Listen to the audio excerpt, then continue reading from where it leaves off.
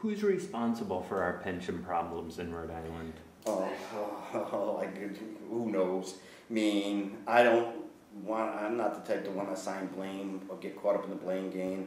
All I know is that we happen to be in the times where, for whatever reason, the pension system problems have come to fore, and we would do a disservice, and I'd say we again as the whole General Assembly, the treasurer, the governor is a part of this, because it really is the governor, the General Assembly, the treasurer through her role of head of the retirement board, the state system, that have responsibility for this. I think for us not to deal with the problems that for whatever reason have become unmasked or unearthed in these difficult economic times would be a travesty.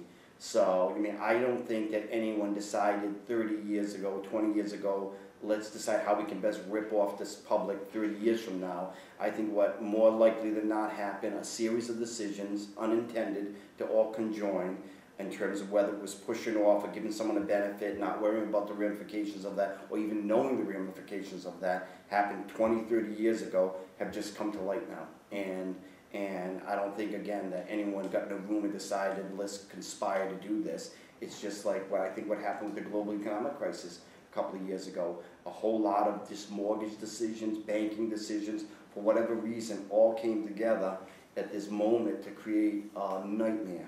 And I think that's what we're seeing now in terms of pensions.